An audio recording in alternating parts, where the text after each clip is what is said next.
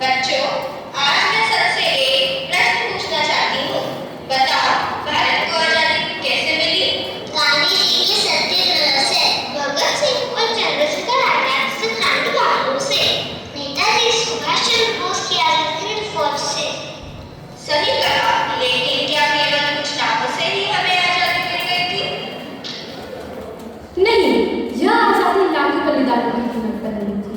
आइए इतिहास के पात्रों को फिर से जीवन दें। 1858 झांसी का किला। अंग्रेजों ने झांसी लड़ने के लिए सेना भेज दी थी, परंतु रानी लक्ष्मीबाई ने आत्मसमर्पण करने से इनकार कर दिया। रानी Lakshmibai, Jhansi now belongs to the British Empire. Surrender immediately. तलवार हवा में लहराकर गरज कर स्वाभिमान की रक्षा में जो शीर झुकाए वह वीर नहीं, मातृभूमि की रक्षा में जो प्राण लगाए वही सच्चा रणधीर है। सिंहासन भी उठेंगे जब रण में होगा उठेगी। मैं अपनी जान नहीं दूंगी। भारत माँ की हर बेटी अब गंगा बनकर लड़ेगी, हर हर माता। 18 जून 1858 ग्वालियर के पास रानी ने आखिरी सांस तक युद्ध किया। 18 साल की उम्र में विधवा हुई रानी ने साबित किया कि मुकुट छीना जा सकता है पर स्वाभिमान नहीं।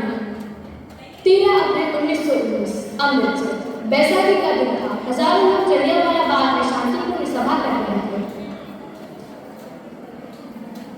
Fire! Without warning! गोली चलाओ!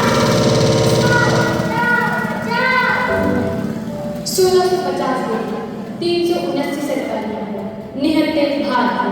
इस नरसंहार का जिम्मेदार था पंजाब का गवर्नर महाराजा प्रताप और इस जंग को दिल में लेकर जीता रहा एक नौजवान उधम सिंह। 13 अप्रैल 1940 21 साल बाद टेक्सटाइल हॉल लंदन। किस साल से मैंने इस दिन का इंतजार किया था। जलियांवाला में जो मासूमों का खून हुआ है, आज उसी का हिसाब होगा। यह गोली तेरे लिए नहीं है उड़ाया, यह उस शहीद के लिए है जो जलियांवाला में सो गए। मुझे फांसी दे दो, मुझे डर नहीं है, मैंने अपना वादा निभा दिया। 31 जुलाई 1940 उधम सिंह को फांसी हुई, पर जाते जाते वो ये साबित कर गए कि शहीदों का फर्ज कभी बाकी नहीं रहता।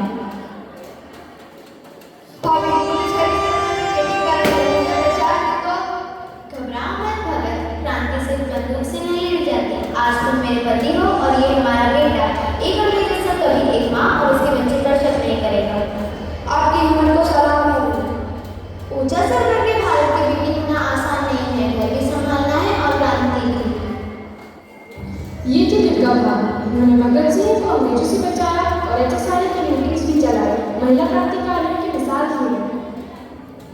8 अप्रैल 1929 दिल्ली। जब हिंदुस्तानियों की चीखें भी अंग्रेजों को नहीं सुनाई थी, तब दो नौजवानों ने फैसला किया कि वे बहनों को धमाकों से सुनाएंगे। आज हमारा मकसद किसी की जान लेना नहीं, ढेरों को सुनाने के लिए धमाके की जरूरत है। आज हमारी आवाज विधानसभा की दीवारों से टकराकर पूरे हिंदुस्तान को गूंजेगी। इनकलाब जिंदाबाद।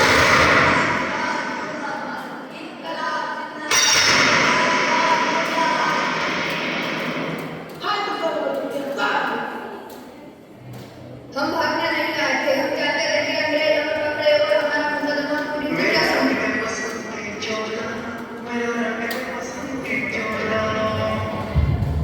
उस दिन 2 वक्त हो गए। कोई मरा नहीं, तब ब्रिटिश सरकार की नींद उड़ गई और शुरू हुआ लाहौर शरीफ केस, जिसने भगत सिंह को अमर कर दिया। Bhagat Singh, Rajguru and Sukhdev are to be hanged. फांसी का मुद्दा यह तो मेरे गले का हार है। हम मरकर भी जिंदा रहेंगे हिंदुस्तानियों के लिए। जिंदगी अपने दम पर जी जाती है, दूसरों के कंधों पर तो सिर्फ जाना जाते हैं। इनकलाब जिंदाबाद, इनकलाब जिंदाबाद। 6 फरवरी 1932 कलकत्ता यूनिवर्सिटी। बंगाल के गवर्नर स्टैनली जयशंकर दीक्षांत समारोह में आए थे। My dear graduates, I congratulate you all for the British Empire with honor and pride.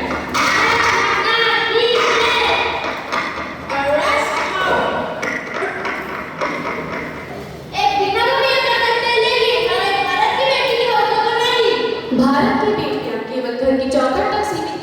Meena दास ने साबित किया कि कलम के साथ बंदूक भी उठाई जा सकती है। 27 फरवरी 1931 एल्फ्रेड पार्क इलाहाबाद। आजाद वहां अकेले थे, हाथों में टोपी और बंदूक लिए।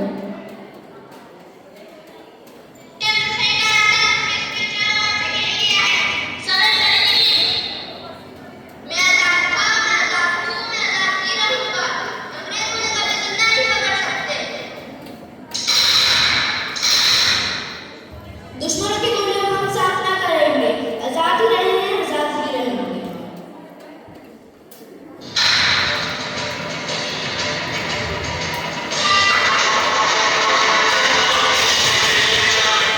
साथियों, हमारी आजादी का युद्ध शुरू हो चुका है।